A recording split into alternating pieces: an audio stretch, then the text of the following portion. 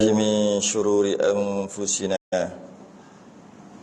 ومن سيئات أعمالنا من يهده الله فلا مضل له ومن يضلل فلا هادي له. أشهد أن لا إله إلا الله وحده لا شريك له. أشهد أن سيدنا محمدا عبده ورسوله. اللهم صل وسلم وبارك على سيدنا محمد الفاتح لما أغلق والخاتم لما سبق ناصر الحق بالحق والهدي إلى صراطك المستقيم صلى الله عليه وعلى آله وأصحابه حق قدره ومقداره العظيم. اللهم نور بالكتاب بصري وأتلق بلساني واشرح به صدري واستعمل به جسدي بحولك وقوتك فإنه لا حول ولا قوة إلا بك. سبحانك لا علم لنا إلا ما علمتنا إنك أنت العليم الحكيم ولا حول ولا قوة إلا بالله العلي العظيم. أما بعد. Alhamdulillah, terafakkan kesyukuran pada malam ni dapat kita sambung kitab yang baru ni. Beberapa 2 hari lepas kita sambung kitab Al-Jawhar Al-Mawhub wa Munabbihat Al-Qulub, yang mana baru je 2 hari lepas kita bincang berkaitan dengan punca kelupaan. Selalu sangat lupa ni. Kenapa kita bincang pasal tu? Sikit-sikit lupa, semayang lupa. Tapi kadang-kadang ada bab-bab tertentu tak lupa pula tu. Tak pernah terlupa pun, tak pergi kerja. Tahu-tahu dah pukul 2 petang. Asal kena dapat call. Kenapa tak datang kerja? Allah lupa. Kerja tak pernah lupa. Tapi dalam bab-bab lain, lebih-lebih lagi bab keagamaan, asyik lupa je kita ni. Sembahyang lupa, rakaat lupa. Semua lupalah. Apa puncanya? Kita dah bahas sebelum ni 2 hari lepas. Punca kelupaan dia tulis ni ada 12. Ada 12 yang kita dah bahas sebelum ni, iaitu banyak maksiat, banyak buat dosa. Saya dah syarah panjang sebelum ni. Suka cita pada fikir jalan dunia, asyik fikir dunia aja. Yang keempat, membimbang dengan pergantungan dunia, asyik bergantung dengan dunia aja, maka Allah lupakan. Makan kasbarah basah, yakni daun ketumbar, banyak-banyak. Orang buat hiasan, dia makan daun ketumbar, maka boleh menyebabkan lupa juga. Makan buah tufah ataupun apple masam boleh menyebabkan lupa, ataupun apa-apa makanan yang masam. Yang ketujuh, menilik kepada sesuatu yang direbus. Juga kita dah bahas sebelum ni, termasuk juga buih-buih. Menilik, kalau kita duk masak apa-apa, berbuih tu, bukan berbuih, menggelegak tu, kita dilarang untuk melihat. Kerana dia boleh mempusakai lupa. Macam tu juga tengok buih. Ada banyak tengok buih tu meletup. Pup, tengok buih meletup. Mempusakai lupa. Maksud tengok tu tengok sungguh lah, tengok sungguh. Begitu yang disebut dalam kitab-kitab berkaitan dengan lupa, punca kelupaan ni. Kemudian kita dah bahas, jadi maknanya kalau kita duk rebuh apa-apa, tak payah tengoklah dia tengah menggelegak tu. Maksud tak payah tengok tu, jangan tilik tu. Tapi nak tak tengok nak masak macam mana. Jangan tilik. Dia mempusakai lupa. Kemudian baca suratan pada kubur. Kita pergi kubur, kita sekadar baca untuk cari kubur mana yang kita nak pergi, kubur mak ayah kita dan sebagainya. Jangan asal lalu kat kubur baca apa yang ada tulisan dekat kubur, semua kita baca. Nama orang ke, tarikh lahir, tarikh mati dia ke, apa-apa sahaja yang ada tertulis di kubur, jangan baca. Kerana dia mempusakai lupa. Yang seterusnya kita bahas sebelum ni adalah berjalan di antara qitar unta. Berjalan di antara qitar unta ni maksudnya berjalan di antara qitar unta ni maksudnya berjalan, jangan berjalan kalau zaman sekarang tak ada unta dah. Jadi bila tak ada unta, maksudnya jangan jalan di pada bayangan kenderaan. Zaman dulu unta. Jadi kalau kata kenderaan lori ke sedang berjalan, panas, jadi kita duduk tepi lori tu, tempat teduh, naik motor. Gitu. Mempusakai lupa juga. Kita dah bahas sebelum ni. Ni saya nak ulang sikit je balik. Kemudian mencampak tumai hidup pada bumi. Campak tumah hidup, ada apa-apa tumah serangga-serangga kecil, kita angkat, kita ambil, kita campak dekat bumi. Mempusakai lupa juga. Berbekam buang darah di lubang tengkuk. Bekam dia ada poin-poin yang tertentu. Jangan ambil poin yang dekat lubang tengkuk ni, dia mempusakai lupa. Nak perbahasan lebih panjang, dengarlah rakaman yang 2 hari lepas. Kita dah bahas sejam dah bab tu. Masuk yang ke-12, yang hari ni, yang malam ni, yang ke-12.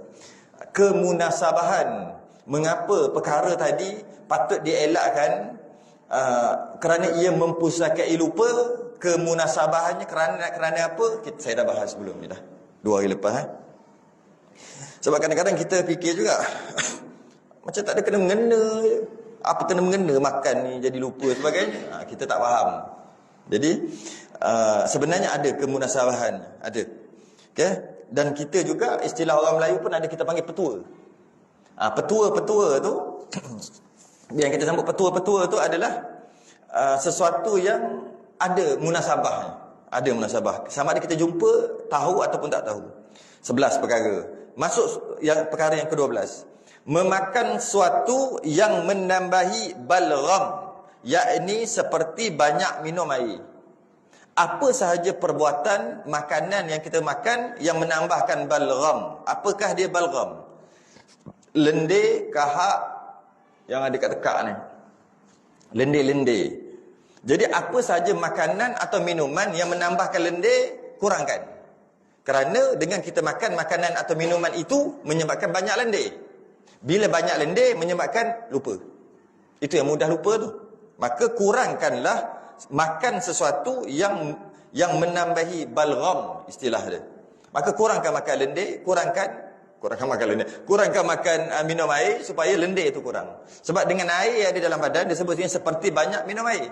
Dengan banyak air dekat badan menyebabkan lendir-lendir itu dia jadi subur lah.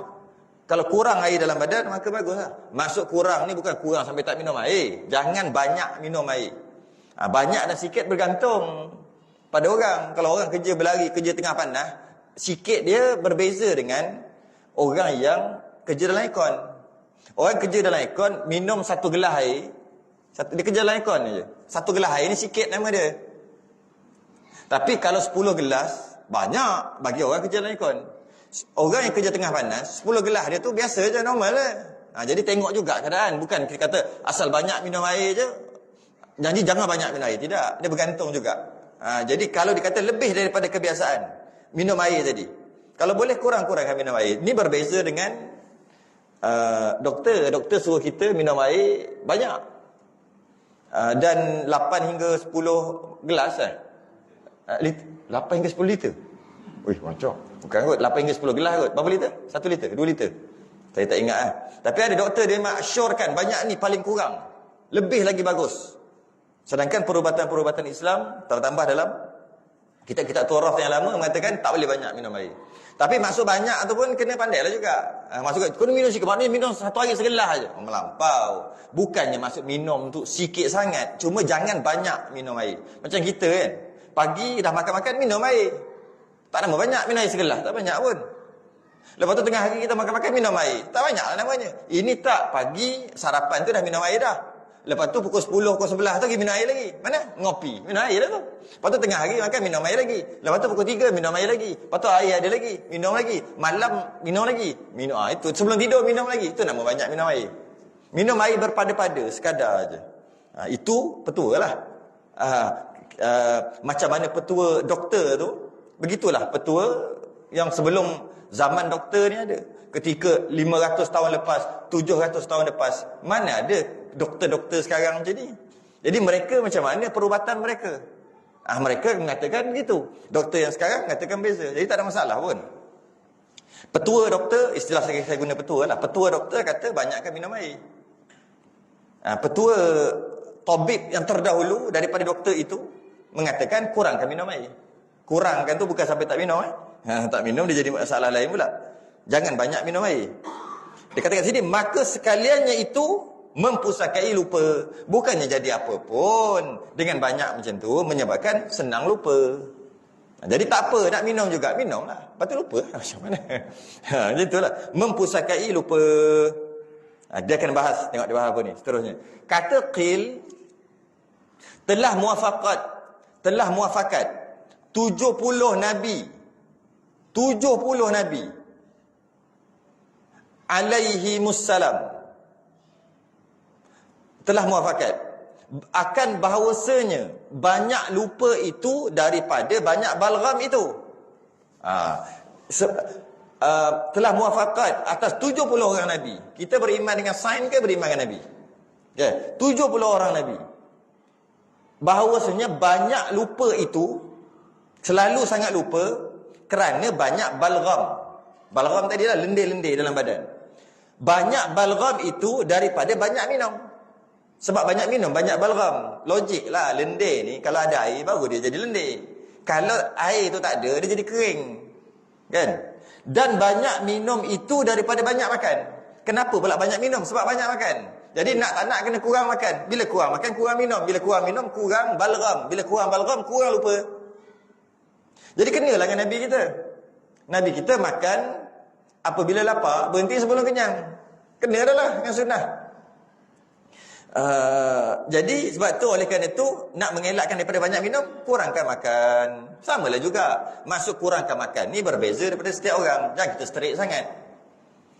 Maksudnya kalau kerja dia tu apa? Kerja buat rumah, kurang makan, lembek lah. Jadi bergantunglah. Kalau orang buat rumah makan 3 pinggan tu biasa, dia kurangkan makan 2 pinggan. Orang yang kerja pejabat nak kena makan sampai 3 pinggan buat apa? Makan setengah pinggan dah lah. Itu maksudnya. Dia bergantung kepada orang juga. Dia bukan semata-mata makan sikit. Tidak. Jadi, kurangkan makan menyebabkan kurang minum. Bila kurang minum menyebabkan kurang lendir-lendir dalam badan. Bila kurang lendir-lendir dalam badan menyebabkan kurang lupa. Taklah lupa.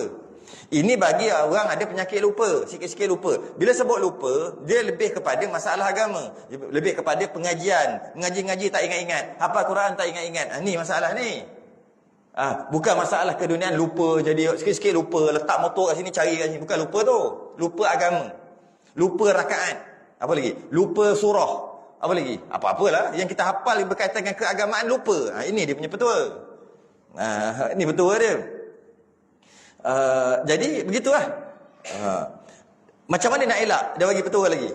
Dan makan roti kering itu memutuskan balgham. Ini ubat dia. Macam mana nak kurangkan lendir dalam badan? Banyakkan makan roti kering. Sedap apa roti kering? Sandwich lah. Nak buat macam mana? Kita nak ikut nafsu kita ke? Nak berobat balik lupa kita ni? Nak hafal tak apa-hafal ayat-ayat Al-Quran sikit-sikit lah, nak hafal sikit-sikit. Tak apa-apa, asyik lupa je. Rakaat asyik lupa je. Wirid-wirid asyik lupa je. Jadi macam mana caranya? Banyak makan roti kering. Samalah juga, banyak tu janganlah kita banyak berlori-lori. Logik lah. Bila banyak tu lebihkan makan roti kering. Bukan roti basah, roti kering. Logik jugalah, bila makan roti kering kan, maka basah-basah akan diserap oleh roti tadi. Roti bakar boleh kot. Roti bakar. Masalah kita makan roti bakar sekali dengan macam-macam lagi buah kat atas tu. Dan demikian lagi makan buah zabib. Zabib ni kismis. Makan buah zabib juga dapat mengelakkan makan buah zabib dapat mengubati kelupaan dengan maksud dapat menghilangkan balgham tadi, dapat menghilangkan lendir. Dia kata sini makan buah zabib pagi-pagi. Kita makan roti kering cicah kopi basah balik lah cicah kopi orang nak makan kering-kering.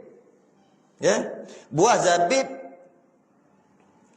pagi-pagi belum makan sesuatu. Sebelum makan sesuatu makan kismis dulu. Zabib kismis. Makan satu. Dia sebut lagi, dan jangan banyak makan daripadanya. Jangan banyak sangat. Buah zabib tadi, buah kismis tadi. Pagi-pagi sebelum makan sesuatu. Jangan makan apa-apa, makan buah kismis dulu. Jangan makan banyak sangat, tapi makanlah buah zabib. Dia kata, jika makan banyak sangat, maka berhajat kepada minum air. Jadi bertambah balgham. Jadi jangan makan kismis tu banyak. Jika makan banyak sangat, dia jadi haus minum air. Air pula tambah balgham, tambah lendir dalam badan. Tambah lendir dalam badan menyebabkan lupa. Okey. Tiba-tiba banyak ketua pula dalam ni. Dan bersugi itu, habis dah bab tadi. Bab lain pula, nak hilangkan, nak mengelakkan hasil lupa ni. Dan jika kita beramal, dia bukan dapat mengelakkan lupa semata-mata. Dia dapat mengelakkan nyanyuk nanti. Dia akan mengelakkan nyanyuk. Dan bersugi itu mengurangkan balgam. Antara untuk mengurangkan balgam, lendir-lendir dalam badan, adalah dengan bersugi. Sama ada bersugi itu sugi pakai kayu arak dia panggil, ataupun bersugi pakai beruk gigi, tak ada masalah. Janji maksudnya menyucikan gigi, bersugi, mengurangkan balgam, mengurangkan lendir. Bila kurang lendir, kurang lupa. Dan menambahi hafaz, maksudnya dengan selalu bersugi dapat menguatkan ingatan. Sebab tu kalau budak-budak ni, anak-anak kita yang belajar tu, bagi kayu sugi. Takkan nak bagi buruh gigi kot bawa pergi sekolah. Bagi kayu sugi. Masa tengah belajar tu, sebelum belajar, cikgu bangun, cikgu masuk, ustaz masuk. Suruh dia orang sugi. Diorang yang budak-budak belajar tu. Jangan tengah-tengah belajar tu duduk sugi. Jadi pelik pula. Suruh sentiasa menyucikan mulut mereka. Ni budak-budak sekolah ni. Anak-anak kita lah. Sekolah rendah dengan sekolah menengah. Pertama bagi minyak wangi. Bagi minyak untuk dia wangi. Cikgu masuk aja pakai. Kalau yang murah lah. Kalau yang mahal pakai sekali terus bau kot sampai ke malam kan. Ni yang murah ni. Yang 10 ringgit 5 botol. Yang murah-murah tu, kejap je bau tu. Bagi sebotol kat anak. Kalau cikgu masuk aja untuk masa pelajaran, pakai terus. Bagi bau wangi, pakai.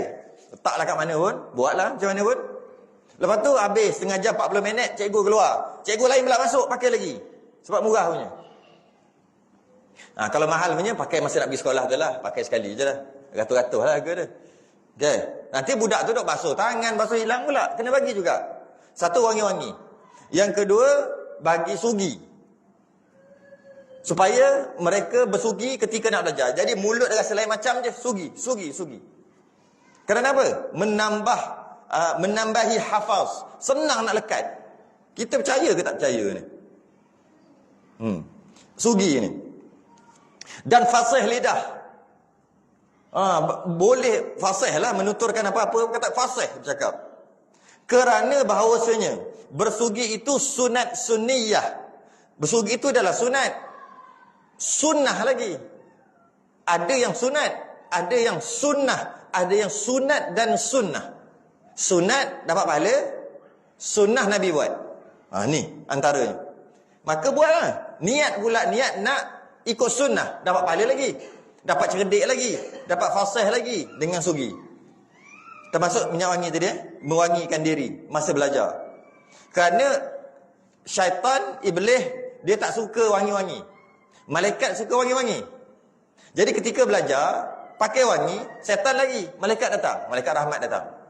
Tak ke bagus bagi kat budak-budak gitu. Kita tak ajar anak-anak kita gitu. Dan menggandakan pahala sembahyang. Dengan sebelum sembahyang, sugi dan pakai wangi-wangian, maka menyebabkan pahala sembahyang tu berganda. Kerana wangi tadi. Orang yang sembahyang tanpa wangian, dapat pahala sekian. Orang yang sembahyang tanpa wangian, dapat pahala sekian. Orang yang sembahyang dengan wangian, dia pahala dia lebih. Begitu juga orang yang sembahyang dengan bersugi. Sebelum sembahyang tu, sama ada dia ambil wuduk ke, di rumah ke, dia bersugi dulu. Ataupun gosok gigi. Maka pahala dia sekian. Orang yang tak gosok gigi, pahala dia kurang. Tu, kata ni. Pahala, menggandakan pahala sembahyang. Dan banyaklah fadilat bersugi. Banyak lagi. Seperti barang yang lagi akan datang pada babnya. Nanti ada bab sugi. Panjang bab sugi ni. Akan datang, dia kata. Habis. Apa pula? Faedah azimah. Faedah dia. Faedah azimah. Faedah yang amat besar. Ini faedah yang amat besar. Tu maksud faedah azimah yang dalam kurungan tu kan. Faedatun azimatun. Ini faedah yang amat besar. Sekarang kita dah faham punca-punca kelupaan. Dan kita dah faham kita ni manusia sentiasa lupa. Malah nama kita pun bermaksud lupa. Nama kita manusia. Manusia tu bahasa Arab. Dia berasal daripada perkataan nasia. Nasia tu maksud lupa. Dah nama kita ni lupa. Kita memang jenis pelupa. Kita ni. Apa yang kita tengok pagi tadi kita dah lupa sekarang. Yang kita nangis-nangis, ada orang yang tersayang ayah kita mati, yang kita nangis-nangis pun kita dah tak nangis dah hari ni. Sebab lupa dah ayah. Mula-mula itu ayah meninggal selalu pergi kubur. Berapa lama? Sebulan. Silap seminggu aja. Sekarang kenapa tak pergi kubur? Lupa. Kalau kita tak lupa, kita pergi. Kita dah lupa. Habis yang nangis-nangis, habis keluar air mata, air ingoh, air liur, habis keluar. Masa kematian, siapa-siapa lah. Lebih-lebih lagi mati isteri. Lagi cepat lupa. Lagi cepat lupa. Kenapa masa mula-mula tu sedih? Lepas tu lama lupa. Siap boleh kahwin lagi? Dah lupa lah. Lupa. Memang kita ni jenis lupa. Kita ni jenis pelupa. Dan dengan kelupaan kita tu lah rahmat bagi kita. Kalau tidak, tak tahulah kita ni. Kalau asyik ingat aja. Orang buat jahat kat kita, kita sentiasa ingat. Boleh hidup? Soal sentiasa sakit hati. Tak boleh. Tak boleh. Orang buat jahat kat kita pun kita ingat waktu tu je. Lama sikit dah lupa dah. Dengan lupa tu rahmat bagi kita.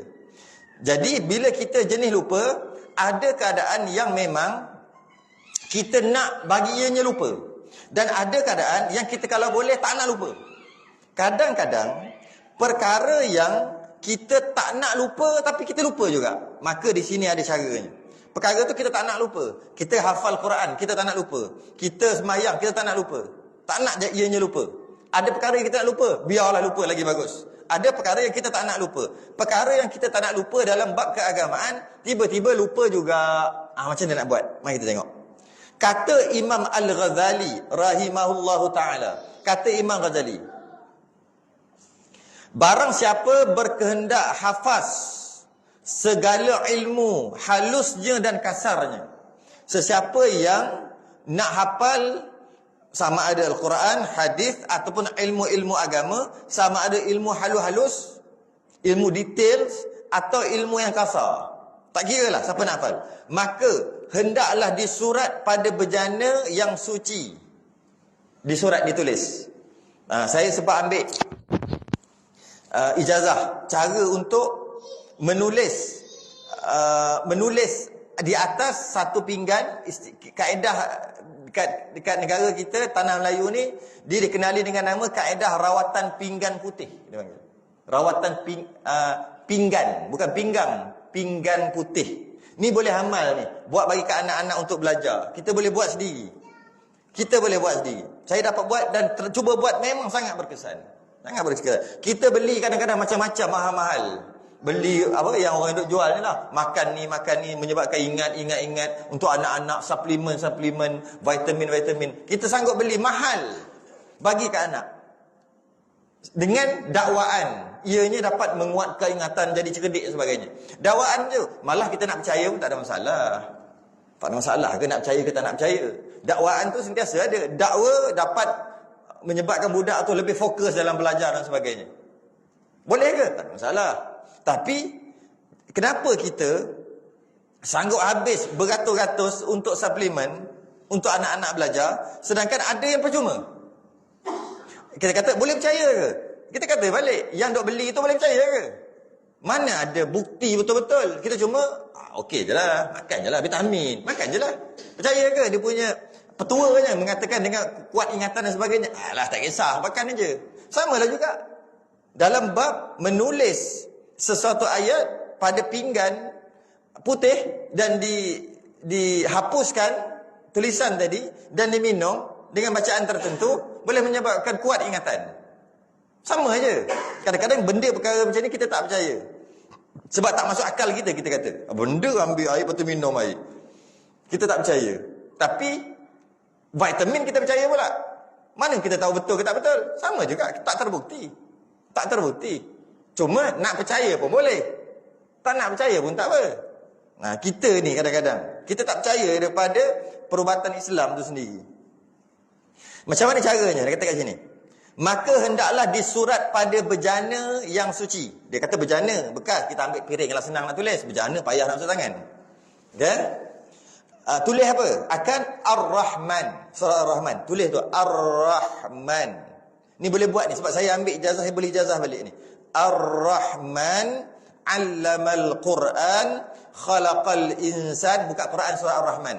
'Allamahul bayan, asy-syamsu wal qamaru bihusban, wan najmu wasyajaru yasjudan. Tulis tu. Kalau tak hafal, kalau hafal bukan kadang-kadang tak kerti tulis, buka Quran, tulis. Kemudian sambung lagi, la tuharrik bihi lisanaka lita'jala bih. Inna 'alaina jam'ahu wa qur'anah. Fa idza qara'nahu fattabi' qur'anah. Thumma inna 'alaina bayanah. Surah Al-Qiyamah. Ayat tak tahu, ada tulis ayat berapa? Tak tulis ayat berapa? Carilah surah Qiyamah. 16, 17, 18. 16, 17, 18, 19. Tadi surah Ar-Rahman ayat 1 sampai ayat 6. Sambung lagi. Surah Al-Qiyamah ayat 16, 17, 18, 19. Tulis. Lepas tu sambung lagi. Bal huwa Qur'anum Majid fi lawhim mahfuz. Surah Al-Buruj yang terakhir tu ayat 21, 22. Tulis yang itu. Dekat piring. Macam mana nak tulis? Caranya menggunakan, kalau tahulah kita pergi cari, nama tu ranting kayu resam. Istilah dia. Kayu resam. Kan khat ni, dia ada resam Uthmani lah. Khat tu.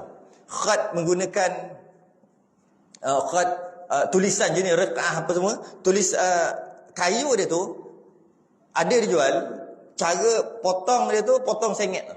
Potong menyengit untuk buat khat tu. Kayu tu. Tulis pakai kayu tu. Dia panggil ranting kayu resam. Ataupun kalau tak reti sangat pun boleh pakai buluh. Boleh pakai buluh untuk tulis. Boleh pakai last sekali kalau tak reti sangat kayu sugi. Kayu sugi. Potong buat macam pensel. Depan dia tu jangan tajam. Depan tu buat macam mana cakap? Tahu khat tu. Dia punya depan tu. Petak sikit. Mula-mula buat tajam dulu, tak apalah. Lepas tu leperkan, lepas tu buat tu gitu. Biar tulisan nanti tu dia ada lebar sikit. Sebab kalau tulis tajam boleh, bukan tak boleh. Bila kita nak tulis nanti dia tak keluar dakwat tu. Dakwat tu dia tak pergi. Sebab kita bukan dakwat betul. Takkan nak minum dakwat betul tu. Jadi kalau buat lebar dia ada dan tu boleh tulis. Buat lebar sikit mata dia tu. Diruncingkan secara menyengit. Okey. Itu dari segi alat untuk tulis di atas piring tadi tu. Piring macam ni pun boleh, tapi cari yang besar. Besar. Tulis satu. Tulis. Ya. Itu dia punya pen. Pakai kayu resam, ranting kayu resam, pakai buluh ataupun buluh yang kecil tu. Ataupun pakai, kalau buluh tu biasanya yang tulisan Cina tu buat. Ataupun kalau tak reti sangat dah, pakai kayu sugi. Yang tak pakai lagi lah, potong elok-elok. Okey. Kemudian cari za'faran. Za'faran ni mahal, za'faran original. Yang orang buat nasi Arab, nasi biryani kan dia letak kuning tu. Bukan yang perwarna, za'faran betul. Saffron. Dia satu bunga. Cari za'faran, sama ada za'faran original atau original maksudnya tak dibancuh lagi, ataupun yang lagi baik yang dah dibancuh. Dah jadi tu dah. Mahal lah sikit. Beli, nak buat dakwat je pun. Beli, kemudian cari air mawar, beli air mawar. Za'faran ni sangat pekat. Dia warna macam merah-merah gitu. Jadi bila sangat pekat, campur sikit dengan air mawar. Itu agak-agak lah nak buat dakwat. Jadi bila dah buat gitu, kemudian celup yang pen yang kita buat tadi. Kemudian cari pinggan. Eloknya pinggan putih tembika. Itu yang elok. Kalau tak ada, ambillah pinggan macam mana pun. Ambil celup, tulis ayat tadi. Tulis ayat Ar-Rahman. Itu buat baris dia. Susahlah sikit. Tapi lagi susah kalau tiap-tiap bulan kena beli vitamin. Taklah susah sangat. Habis duit dia tu. Ini bukan habis duit pun. Sikit je. Dan boleh pakai banyak kali. Okey. Malah ianya ayat Quran. Ar-Rahman. Sambung terus. Tak payahlah buat satu bulat. Tak payahlah buat tu. Maksudnya ayat pertama tak payah. Betul? Allamal Quran. Bila dah tulis dia pecah, biarkan. Tak apa. Masa bertulis tu je kena elok. Campuran di antara air mawar dengan za'faran tadi mesti tepat. Kalau tidak, dia terlalu cair tak boleh, terlalu pekat pun tak cantik. Sebab kita nak biar dia kekal dulu. Tu tulis Ar-Rahman 'allamal Quran. Buat lama-lama banyak kali, lama jadi fasih lah buat. Sampai Ar-Rahman ayat ke-6. 1 sampai 6. Lepas tu la tuharrik bihi lisanaka lita'jala bih. Tulis surah Al-Qiyamah ayat 16, 17, 18, 19. Tulis. Kemudian sambung lagi bal huwa Qur'anum Majid fi lauhim mahfuz. Surah Al-Buruj ayat yang terakhir tu 21 22. Dah tulis. Bila dah tulis, suruh orang yang nak minum tu baca, itu yang terbaik. Tapi tak syarat. Syaratnya suruh dia baca sebelum nak bubuh air ni. Suruh dia baca. Dia pun baca Ar-Rahman 'allamal Quran khalaqal insana 'allamahul bayan. Baca sampai habis. Lepas dah baca, dia dah baca, ambil air Zam-Zam, tuang. Air Zam-Zam, tuang, hapuskan tulisan tadi. Atau kalau tak ada air Zam-Zam, boleh ambil air biasa, tapi air tu mesti air hidup lah, bukan air mati. Air mutlak hidup. Yang kita panggil air masak tu air mati kita panggil kan. Ini yang hidup, yang tak masak lagi. Tak kisahlah nak ambil kat bukit ke mana ke, air mineral ke. Air hidup ini panggil. Air hidup, bukan air mati. Boleh juga pakai. Tapi yang paling baik air Zam-Zam. Sekarang air Zam-Zam senang nak cari. Padam dengan air Zam-Zam tu. Lepas tu goyang bagi dia hilang. Okay. Lepas tu dia minum, suruh dia minum 7, 14, 21 kali. Buat. Untuk apa ni? Bagi orang yang lupa. Buat macam ni, amal macam ni. Malah kita pun boleh buat. Amal macam ni, nanti tua-tua tak nyanyuk. Satu. Kalau budak-budak belajar, budak-budak hafal Quran, lekat. Budak-budak belajar ilmu, lekat. Dia tak asyik lupa, lekat. Malah, sebahagian kita tengok, mereka buat baca ketika nak minum air tu baca. Dia tak tulis lah. Baca selalu je. Ar-Rahman 'allamal Quran khalaqal insana 'allamahul bayan. Habis tiup minum. Bukan masalah pun. Buat je. Ada orang buat gitu. Ada yang saya tengok ada beberapa orang ustaz baca ni ketika dia nak tutup kuliah ke ataupun nak mula kuliah. Ada juga. Ada baca. Macam ayat untuk bagi kuat ingatan. Maknanya asalnya lalu ke air. Dia upgrade sikit lah. Kalau tu baca lah. Masa baca. Buat muqaddimah dan sebagainya.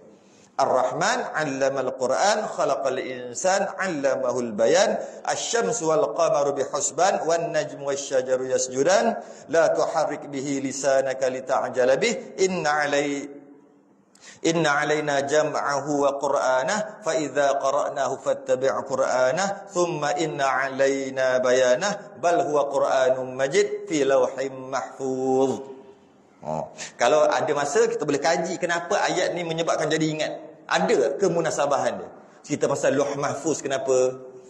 Kenapa cerita pasal tu? Kenapa cerita pasal surah Ar-Rahman 'allamal Quran? Berkaitan dengan perkara-perkara itu boleh bincang. Ada kemunasabahan kenapa dengan membaca ayat ni ataupun dengan menulis dekat piring dengan za'faran, kemudian dihapuskan dengan air dan diminum, boleh menyebabkan ingatan tu jadi kuat. Macam vitamin. Kalau kita beriman dengan vitamin, tak ada masalah. Beriman juga kita dengan cara ni. Okey. Kemudian, okey, kat bawah tu kan. Kemudian dihapuskan dia dengan air Zam-Zam dan diminumkan dia. Minum. Satu lagi yang kita dah bahas sebelum ni, yang Imam mana dah lupa dah. Imam Syafi'i dia makan mana? Dia makan, orang sekarang panggil Arabic gum. Ada kita bahas sebelum ni. Arabic gum. Ni dia. Luban Az-Zikri nama dia. Sebelum ni kita dah bahas dah. Iaitu banyak makan untuk kuat ingatan juga. Orang sekarang panggil Arabic gum. Yang biji-biji yang macam buat macam gula-gula. Memang ada jual lah. Saya pun beli kat Kuantan pun ada. Jual kat sana. Dia jual berbelah ringgit lah. Dia macam getah, dia getah pokok. Ambil buat macam gula-gula lah. Tapi tawar je. Ada lemak-lemak sikit. Tak rasa apa pun.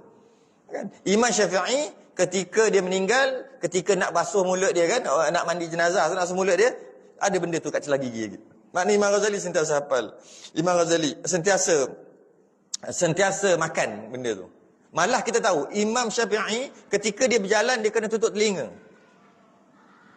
Sebab setiap apa yang dia dengar semua dia ingat. Kalau benda mengarut pun dia ingat. Sebab tu dia tutup telinga. Kekuatan ingatan Imam Syafi'i. Yang mana ketika kecil lagi dia nak belajar dengan Imam Malik satu tok guru besar. Imam Syafi'i budak lagi waktu tu. Bila bawa datang, kata ada orang nak belajar, Imam Malik pun keluar. Mana nak belajar? Budak ni nak belajar. Ya, budak ni. Saya bawa budak ni daripada jauh datang nak belajar dengan Imam Malik. Macam ni, engkau pergi balik dulu, engkau belajar dulu kitab Muwatta', kitab aku. Kitab Imam Malik nama kitab Muwatta'. Habis kitab tu baru datang belajar aku. Maksudnya, engkau ni tahap tadika, tak boleh masuk ni kelas tinggi, kata Imam Malik. Tak sesuai. Kau selesaikan Muwatta' dulu, tebal Muwatta' tu. Belajar, lepas pada tu, engkau datang balik, aku ajar. Budak tu kata apa? Muwatta' semua dalam ni lah. Kecil masa tu, umur 9 tahun, berapa tahun. Dalam ni dah Muwatta'. Dah hafal satu-satu. Terkejut. Oh, ingatan Imam Syafi'i. Dia berjalan, dia dengar, semua dia tangkap. Lepas tu dia ketutup telinga. Antara amalan-amalan dia, itulah. Istilah dia panggil apa dalam kitab kita? Laban Az-Zikri. Orang sekarang panggil Arabic gum. Gum tu getah. Arabic tu Arab. Dengan maksud getah dia ambil daripada pokok-pokok. Yang dikisahkan daripada asal usul Arabic gum ni, asal usul lah, iaitu manna wassalwa, daripada Nabi Musa punya yang sesat 40 tahun sesat, pergi balik ke tempat asal, sesat, tak boleh balik. Akhir sekali mana makanan? Ya Musa, doalah kat Tuhan kau, kita tak lapar ni. Maka Nabi Musa doa, turun manna wassalwa. Manna tu adalah Arabic gum, mengikut kajian mereka. Dia ada dekat pokok-pokok, lepas dah makan burung daripada syurga, makanan sedap dah. Lepas tu tak tahu nak buat apa dah, nak makan manisan. Dia turun di pokok. Jadi pakat-pakat ambil. Itu yang original lah. Jadi yang kita duk makan ni, dia kata gam dia tu, yang pokok tu, tok nenek punya pokok. Tapi bukan original dah lah. Yang original asal turun daripada syurga. Jadi kesan dia tu sampai sekarang, Arabic gum. Kerana tu elok makan. Elok. Kan kalau kita ambil, kita pukul atau kita takir pokok-pokok kan dia keluar dia punya gum tu kan. Getah dia tu kan. Tapi tak boleh, jangan buat. Kalau mangga tak boleh. Mangga jangan buat. Jangan nak makan. Dia ada pokok tertentu. Jadi makan yang tu. Supaya dapat kuatkan hafazan. Dia kata kat sini, kemudian dihapuskan dia dengan air zam-zam yang lepas tulis tadi, dan diminumkan dia, niscaya hafaz ia akan tiap-tiap barang yang didengarnya. Macam Imam Syafi'i tadi. Amalkan begitu. Ya? Dan barang yang dilihatnya, yang tengok pun ingat. Dengan berkat segala ayat yang mulia itu mujarrab. Berkat ayat Ar-Rahman ayat 1 sampai 6, kemudian Qiyamah 16, 17, 18, 19, kemudian Al-Buruj 21, 22, dan kita masuk dalam badan kita makan, kita minum. Maka dia kata kat sini, berkat ayat tadi, maka apa yang kita lihat dan apa yang kita dengar, semua kita ingat. Kalau tak semua ingat pun, banyak ingat daripada lupa. Jadi okay. Dan kata Al-Kalbi, ada bagiku anak. Ni kisah pula. Ni dia kadang-kadang dia cerita tentang perkara ni, lepas ni tak cerita dah. Bukan kitab ni kitab tentang perubatan kan. Ada kadang-kadang diselit sikit. Dan kata Al-Kalbi, ada bagiku anak, aku ada anak. Tiap-tiap membaca ia akan suatu daripada Al-Quran, lupa ia. Baca lupa, belajar lupa anak dia ni.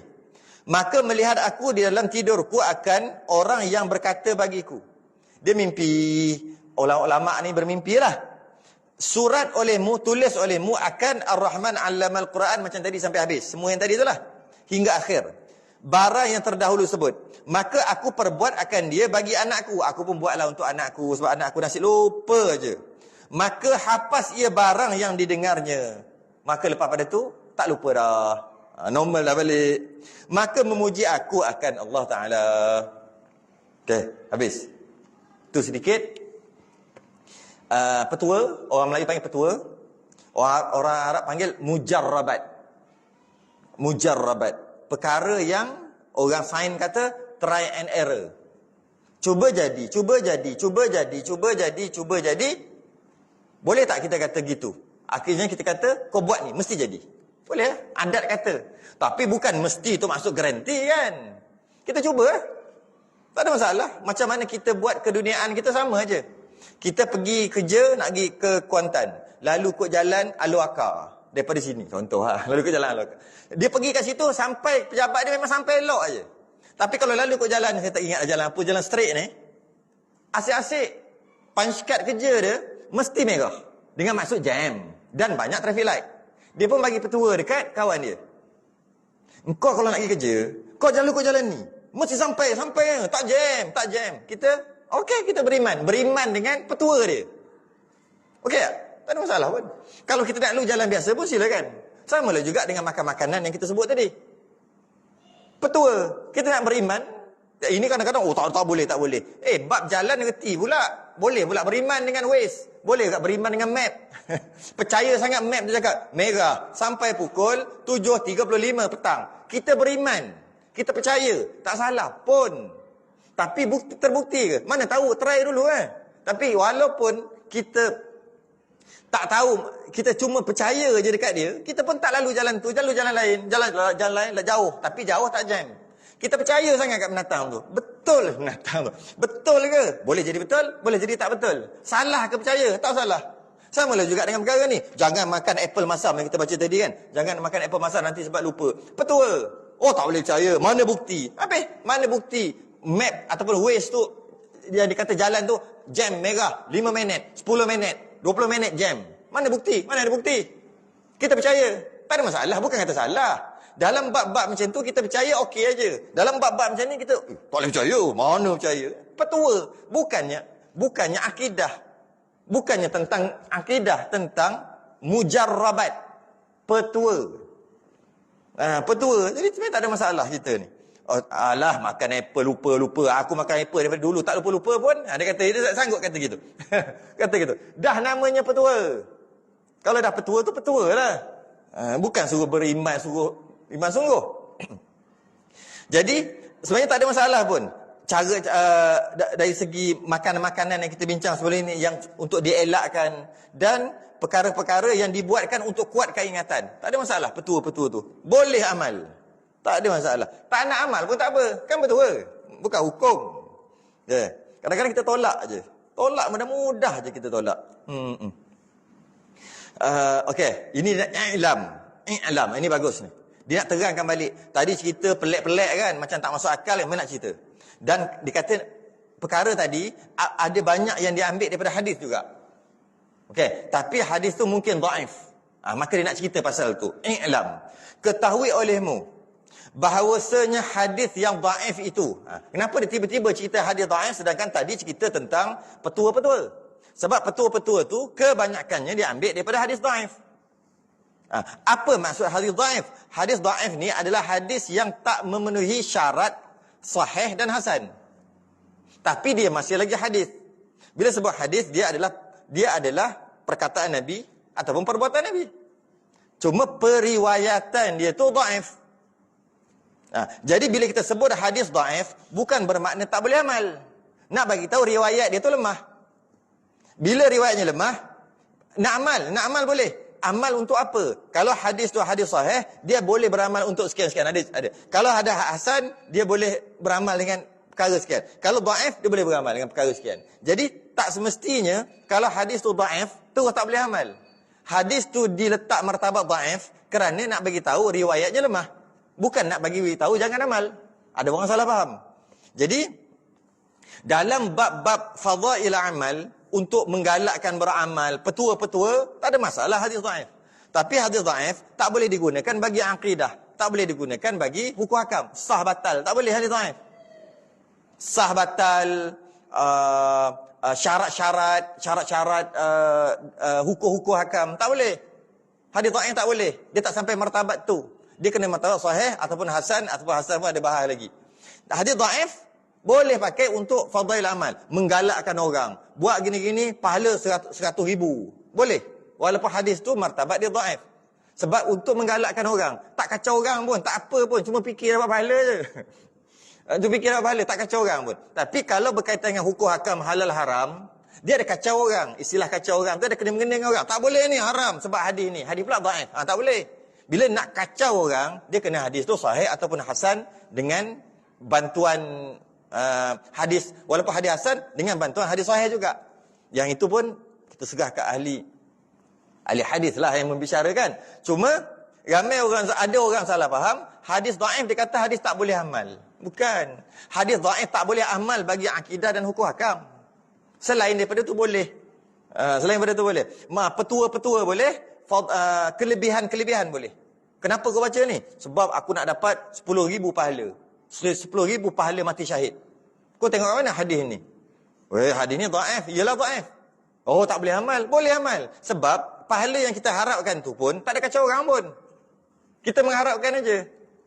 Tak ada kacau orang. Tak ada kena-mengena dengan hukum untuk orang. Tak ada. Kita hukum diri kita aja. Mudah-mudahan dapat 10 juta, 10,000 orang mati syahid. Sebab ada hadis walaupun martabatnya dhaif. Hadis maudhu', hadis palsu, baru tak boleh pakai. Sebab itu bukan hadis. Okey, disebut okey. Ketahui olehmu bahawasanya hadis yang dhaif itu tiada sayugia di ihmal. Tu bukan ihtimal tu, ihmal tu. Ketahui olehmu bahawa hadis yang dhaif itu tiada sayugia. Tiada sayugia. Janganlah mudah-mudah diihmal, diabaikan. Janganlah hadis dhaif tu, hadis dhaif tolak, dia kata jangan. Akan dia. Kerana bahawasanya hadis yang dhaif itu boleh diamalkan dia. Boleh amal. Dengan dia pada fadilat amal. Fadilat amal lah tadi. Kelebihan-kelebihan. Seperti kata Syekh Ibn Hajar di dalam Tanbih Al-Akhyar, bermula hadis, kata Ibn Hajar, bermula hadis yang dhaif itu jadi hujah pada segala fadilat amal dengan ittifaq ulama. Sepakat ulama mengatakan hadis dhaif boleh beramal jika hadis dhaif itu menceritakan tentang fadilat. Boleh. Sepakat ulama. Seperti barang yang tersebut di dalam Syarhul Muhazzab dan lainnya. Dan ada pun pada hukum seperti halal haram, jual beli, nikah dan talak, termasuk akidah. Dia tak sebut akidah tu. Saya tambah. Termasuk akidah ketuhanan dan kerasulan umpamanya. Maka tiada boleh diamalkan, tak boleh pakai hadis dhaif, melainkan dengan hadis yang sahih. Bukan hadis dhaif yang tolak. Kata Imam Nawawi di dalam Al-Azkarnya, sayugia bagi orang yang sampai kepadanya suatu daripada fadail amal begini-begini, bahawa ia kerjakan dengan dia. Dan jikalau sekali pun supaya ada ia daripada ahlinya. Kata Imam Nawawi dalam kitab Azkar, bagi orang yang sampai kepadanya satu fadilat, buat macam ni fadilatnya sekian, dia kata amallah, buatlah. Dia kata buat bila sampai apa-apa fadail amal, kelebihan amalan, walaupun daripada hadis dhaif sekalipun, dia kata amalkan. Dan dia katakan ni, dan jikalau sekali pun, walaupun amalan dia buat sekali aja, dia tengok fadilat ni bagus ni, baca la ilaha illallah sebanyak 1000 kali menyebabkan masuk syurga gini, dia pun nak amal 1000 sekali je dia buat. 1000 kali tu sekali je dia buat, walaupun sekali. Dia tahu fadilat pakai serban ketika sembahyang 70 kali ganda pahala lebih daripada orang tak pakai serban. Buat sekali, walaupun sekali. Pakai bau-bauan ketika sembahyang 70 kali ganda lagi bagi orang yang tak pakai, berbanding dengan orang yang tak pakai. Pakai wangian sekali, semua buat sekali.